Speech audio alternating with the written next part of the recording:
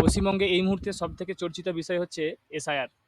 তো সেক্ষেত্রে আমরা যাবতীয় যে সমস্ত আপডেটগুলো আছে এসআইআর এর ব্যাপারে বা আগামীতে আসবে সে সমস্তগুলো নিয়ে নতুন নতুন আমাদের চ্যানেলে ভিডিও আপলোড করব। এবং এসআইআর সম্বন্ধিত যে সমস্ত ভিডিওগুলো আমরা আপলোড করেছি ট্রাইব্যুনাল সম্পর্কিত, সেগুলো অলরেডি আমাদের চ্যানেলে আছে। তো সেখানে আমরা আপনাদেরকে বলেছিলাম যে আমরা অনলাইনে আপনারা ট্রাইব্যুনালের অ্যাপিল কীভাবে করবেন, অর্থাৎ যাদের নাম আন্ডার অ্যাডজুডিকেশনের পর ডিলিট এসে গেছে তারা আপনারা কীভাবে করবেন অনলাইনে অ্যাপ্লিকেশন, তো সেটা আপনাদেরকে দেখাবো।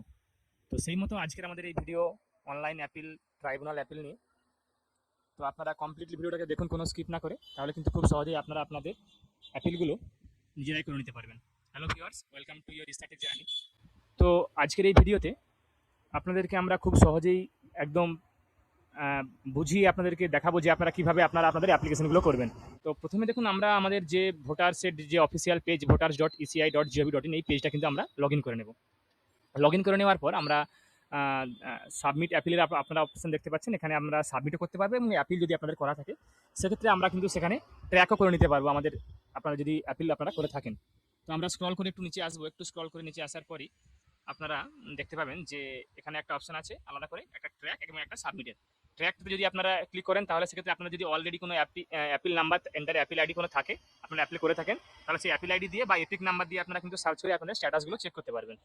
তো যেহেতু যদি আপনাদের না থাকে তাহলে কিন্তু এখানে দেখাবে না সেটা। এরপরে আমরা কিন্তু সাবমিট অ্যাপিলে ক্লিক করব। সাবমিট অ্যাপিলে ক্লিক করলে আমাদের যদি নতুন করে আপনারা যেগুলো আপনার অ্যাপিল সাবমিট করতে চান, এখানে দেখুন সাবমিট অ্যাপিল, এখানে আমরা ক্লিক করব।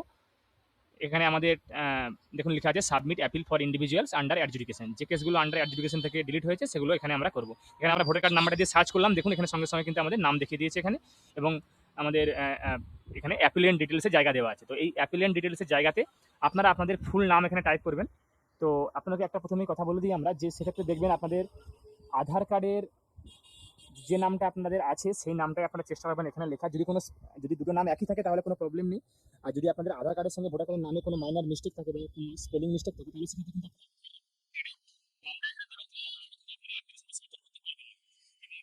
যাবতীয় যে ইনস্ট্রাকশন সেগুলো কিন্তু অলরেডি ইলেকশন কমিশনের যে নোটিফিকেশন, সেই নোটিফিকেশনে দেওয়া আছে যে আপনাদের যদি আধার কার্ডের কোনো ভোটার কার্ডের নামের কোনো মাইনর মিস্টেক থাকে তাহলে সেক্ষেত্রে আপনারা অনলাইন সাবমিট করার জন্য আপনারা আধার কার্ডের নামটা দিয়ে আপনারা এন্টার করবেন। এরপরে আমরা এখানে আমাদের যে এপিক নাম্বার টাইপ করব। এখানে আমরা কি করব, ফুল অ্যাড্রেস লিখবো উইথ পিনকোড। আপনারা দেখতে পাচ্ছেন এখানে ফুল অ্যাড্রেস উইথ পিনকোড ব্র্যাকেটে লেখা আছে। তো সেক্ষেত্রে আমাদের ফুল অ্যাড্রেস উইথ পিনকোড আমরা এখানে লিখবো। লেখার পরে আমরা দেখুন নিচে আমাদের দুটো অপশন এখানে আছে, brief facts of the appeal এবং রিলিফস শর্ট।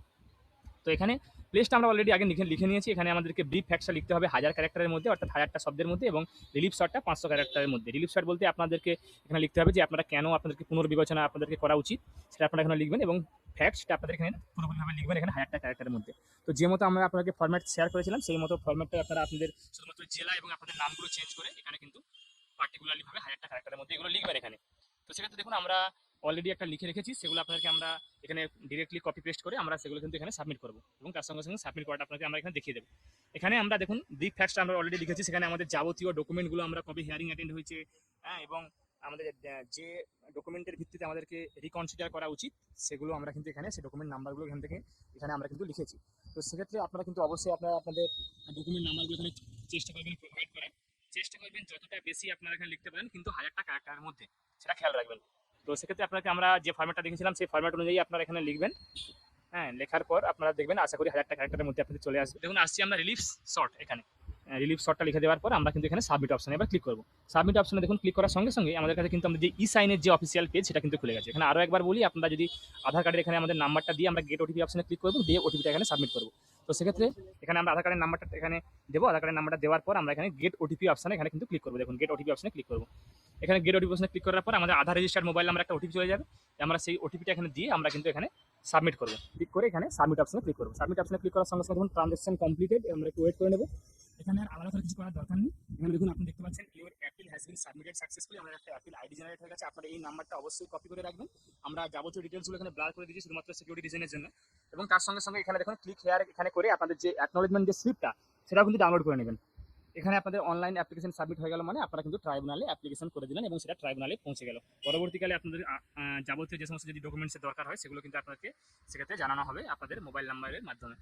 এবং চেষ্টা করবেন আপনার অ্যাকনোলেজমেন্ট কপিটা নিয়েও আপনারা যদি আপনাদের এসডি অফিসে গিয়ে দেখাতে পারেন বা সেখানে যাবতীয় যে পরের যে প্রসেসটা কী হবে সেগুলো চাইলে জেনে নিতে পারেন। যেহেতু এখানে কোনো আলাদা করে কোনো আপলোডের অপশন নেই, তাহলে আপনাদেরকে বলবো অ্যাকনোলেজমেন্ট এই রিসিপ্টটা নিয়ে আপনারা কিন্তু আপনাদের এসডি অফিসে যান, যে পরবর্তী প্রসেস কী আছে সেগুলো কিন্তু জেনে নিন।